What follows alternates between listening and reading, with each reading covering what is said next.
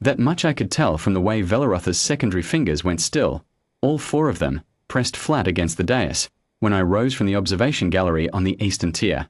The gallery was not the floor. Observers did not speak. There were protocols, centuries of them, and I had sat through enough Verith Compact sessions to know each one by name. That was, in fact, why I was here. The motion had passed 9 to 3. The amber display above the central dais showed it in clean compact numerals, cycling through the tally a second time as the recorder's stylus moved across a tablet in short, certain strokes. Earth's membership seat, formally designated Compact Observer Tier 1 with full instrument rights, held for 31 years, was to be declared lapsed. Dormant Civilization Provision. Article 3, Subsection 2. The language was precise and not unkind. That was the Verith way.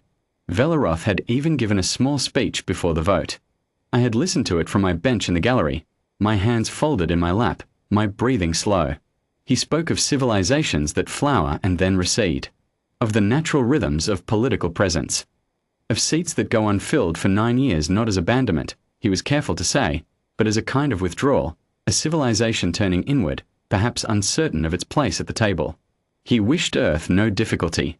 The Compact had resources for transitional support, should any be needed. His secondary fingers moved in the formal sympathy register throughout. He was not a cruel man. He had simply done the arithmetic and reached the only conclusion the arithmetic permitted. 9 years without a resident ambassador. 9 years of filed observation reports from rotating junior staff, none holding senior rank. No fleet presence. No active treaty renegotiations. No compact floor appearances. The last time a human had spoken from the floor of this chamber, the current session chair had not yet been elected to his seat. The motion was, by every procedural measure I knew, correct. I had spent 9 years making sure it would be. My name is Emeka Otieno. I am 71 years old.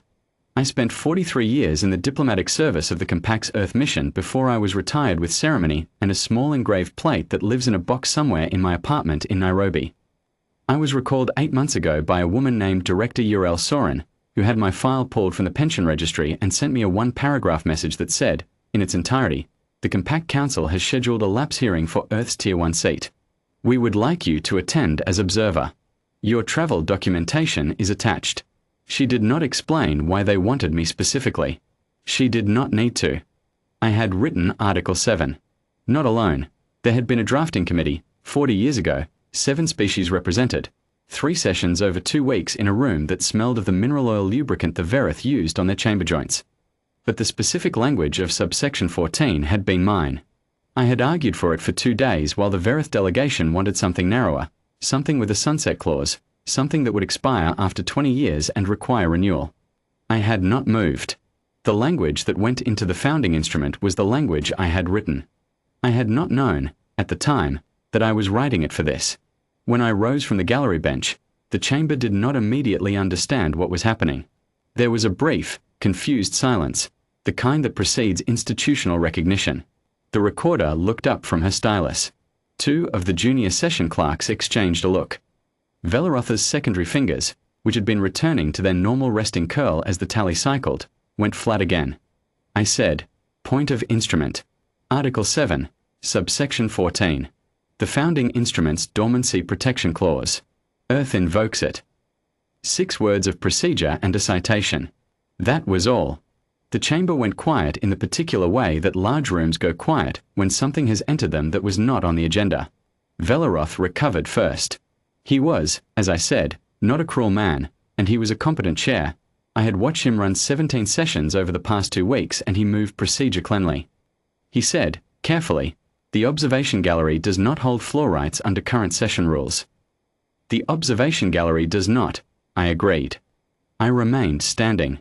However, Article 7, Subsection 14 specifies that invocation may be entered by any duly credentialed representative of the member designate, regardless of their assigned session position, provided they hold valid senior diplomatic credentials issued under compact authority and file the invocation before the recorder's entry is finalized. I looked at the recorder. Her stylus had stopped moving.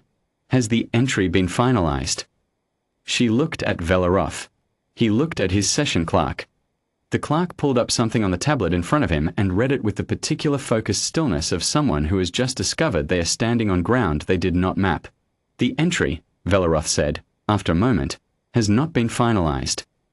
Then the invocation stands, I said. I sat back down. There are sounds a 12-species deliberative chamber makes when it is processing something unexpected. It is not loud. The Verith do not shout, and their client species have learned, over centuries, not to either. It is a kind of low collective adjustment, the shift of bodies and seats, the brief exchange of secondary channel communications that the chamber's protocol systems register as a soft ambient hum, the particular silence of people reaching for procedure and finding it already occupied. Velaroth called a recess. 20 minutes. His secondary fingers were in no register I could name. I used the recess to drink the cup of water on the gallery service bench and look out through the chamber's dome panels at the sky above Orith Station, the blue-grey of a deep orbital platform's filtered daylight, clean and cold and very far from home. I was not nervous. I had been waiting 9 years for this exact moment, and I had gone over it enough times in my head that it had lost most of its texture. What remained was something quieter, something closer to the feeling of a door held open for a very long time finally being walked through. Article 7, subsection 14 was written for a specific scenario that the drafting committee had considered unlikely.